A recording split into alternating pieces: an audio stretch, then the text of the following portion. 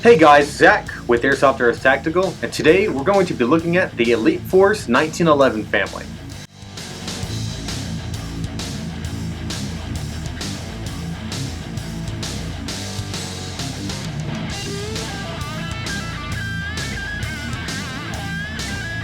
The Elite Force 1911 family is a family of CO2 full metal. There are 3 iterations of the Elite Force 1911.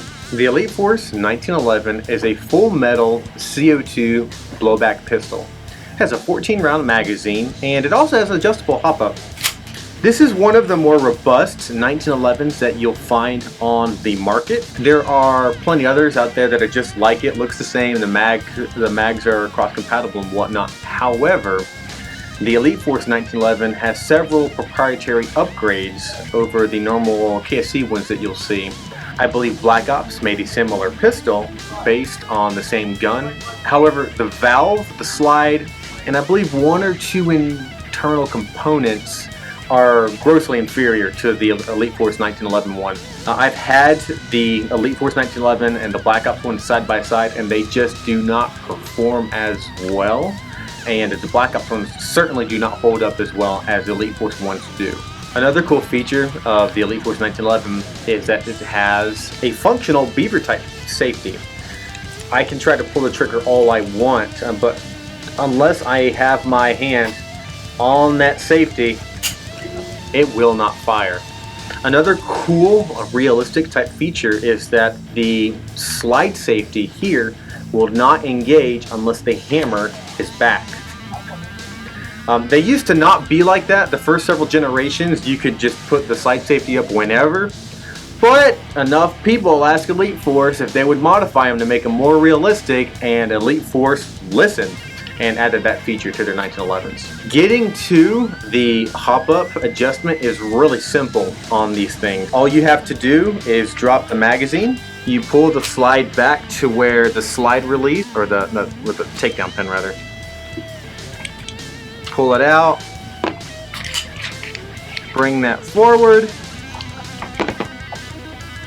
and the little wheel to adjust the hop-up is right there. Sighting in your pistol with whatever BBs it is that you're using. When I had mine, I personally ran the Elite Force 2.8s and I had very good success with it. Sighting it in is going to be a little pain at first, but after you get it down, it's going to hold true for a good long while. After you have it adjusted, you slide it back on. Make sure that your notches line up, and you're good to go. Your feet per second is going to range anywhere from about 350 to a little over 400. It actually really depends on what the temperature is. The 1911 that I used to have, it chronoed consistently about 400 or so during the summertime, and in the wintertime about 330 to 350. So it depends on where you are and how you're using it. Another cool thing about this gun is that it has a 14mm counterclockwise threads. What that means in English is that your common mock suppressor or flash header or whatnot will fit on your Elite Force 1911, no problem. From personal experience, my Elite Force 1911 has fit perfectly in like a Black Hawk Serpa. I've actually have yet to see a hard case type holster that this 1911 will not fit in.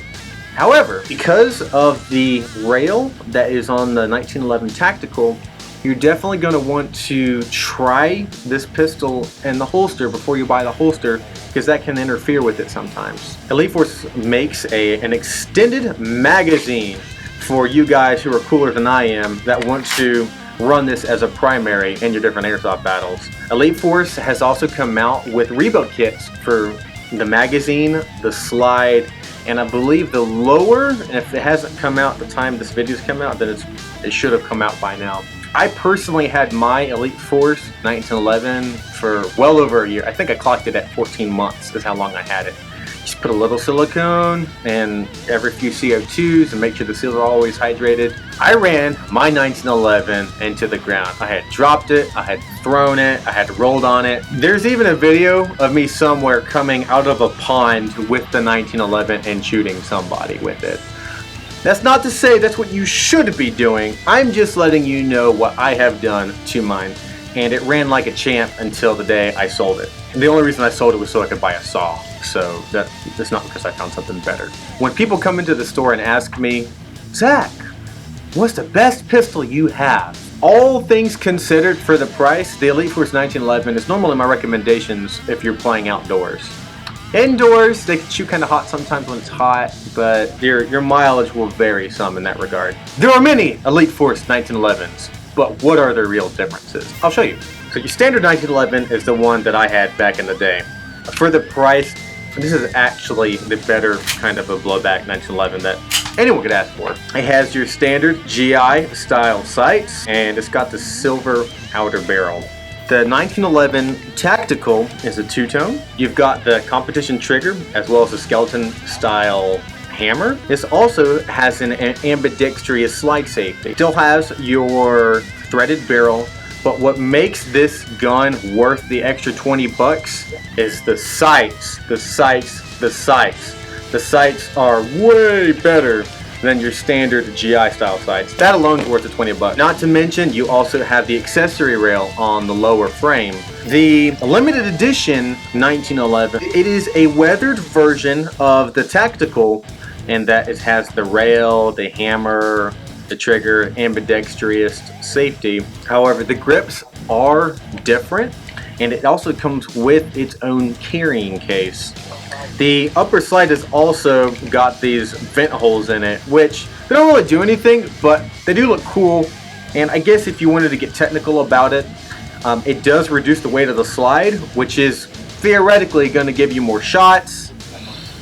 Take that for what it is, but they just did it because it looked cool, quite honestly.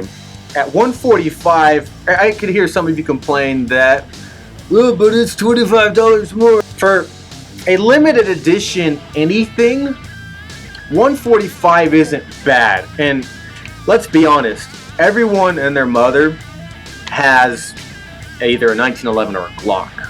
And there's only so much variation you're going to have between them, with the exception of your cool looking high Kappas and the Tokyo Marus and whatnot. That said, to have a one-time run limited edition Elite Force individually serialized 1911, that for $145, that's actually pretty good. If I ran a 1911, I would totally have one of these in a heartbeat, no problem. You should buy it now. Do it. These are all fantastic pistols. The Elite Force 1911 is by far our best-selling pistol, hands down. Now I'm going to address the elefante in the room. I believe it was the second or third generation of the 1911s that Elite Force put out, had horrible hammer and chamber problems. The springs would get bound up. You have brand new guns that were failing inside of a couple of mags. Elite Force was very quick to correct all of those problems. Everyone who bought that generation of 1911 from our store were all taken care of, no problem. So we'd still sold a lot of pistols in that time. A lot of them had factory issues, but we at Airsoft RS Tactical took care of these people. We did whatever it took because we stood behind our products. Elite Force has learned since then, not to make pistols that bound up sometimes. On the plus side of it, ever since they've corrected those problems, I have had maybe 2 out of the hundreds that we sell that have had similar problems. I think they're on the 5th generation now. And I've read lots of reviews online by a lot of people who hate this pistol because the place they bought the gun from wouldn't work with them on the warranty, and they had to go to Umarex directly. It would behoove thee, my dear viewer, to consider moi as a person who should be supplying you with your Elite Force arms, my friend. I will take care of you. Whatever it takes to get you rolling. If I sell you something, I'm gonna stand behind it, my friend. If you buy the gun from us, it's gonna have a 60-day replacement warranty. When you buy the gun from us, we're going to handle any kind of warranty problems directly here in the store. You buy it from me online, I'm gonna send you a call tag. You ship it back to me, we'll fix it or replace it, and we'll just ship it back to you, all on our dime. If there's ever any kind of problems out there with it within the warranty period, we'll take care of you. We're not gonna give it the cold shoulder.